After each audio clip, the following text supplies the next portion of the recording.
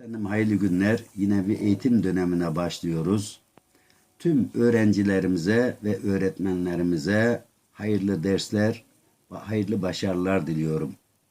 Öğrenci kardeşlerime yazmış olduğum Oku Kardeşim isimli şiirimi tüm takipçilerime ve öğrencilerime armağan ediyorum. Emir Yaradan'dan okunman gerek. İlim ışığında yürü bilerek. Gönlü doyurmaz kazmayla kürek. Bırak cehaleti, oku kardeşim. Kur'an'ın hitabı hak emrine uy. Sakın ha hor görme, ona saygı duy.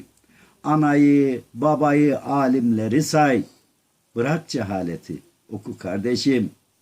Bedenin su ile gıdaya muhtaç. İlim kültür ise gönlüne ilaç. Önce hak kitabı sayfasına aç. Bırak cehaleti, oku kardeşim.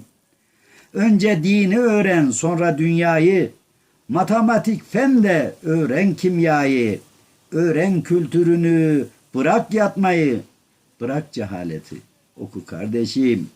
Okuyup da öğren, güzelce yaşa. Kültürlü insanlar olamaz maşa.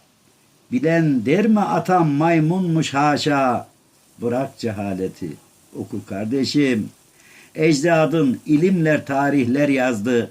Kılıç da sözünün altını çizdi. Ne cihatta ne de ilimden bezdi.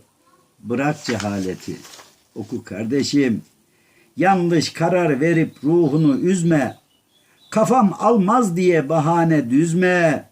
Zamana şansı küsüp de azma. Bırak cehaleti, oku kardeşim. Okuyan öğrenir hayat çarkını. Cehaletle olan büyük farkını. Öğrenir tarihi hem de ırkını. Bırak cehaleti, oku kardeşim. Ne hayattan vazgeç ne de kendinden. İlim coşup tassın gönül bendinden. İcat, teknik işi sanma zenginden. Bırak cehaleti, oku kardeşim. Bilenle bilmeyen bir olmaz asla. Aklını, fikrini ilimle süsle. Yüce Yaradan'ın yardımı iste. Bırak cehaleti, oku kardeşim. Fakirin çocuğu ilim istemez. Karanlığa yürür, kendini bilmez. Cahilce inatla yola gidilmez. Bırak cehaleti, oku kardeşim. Gel oku Bünyamin, aman boş yatma.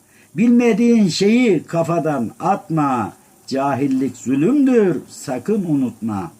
Bırak cehaleti, oku kardeşim.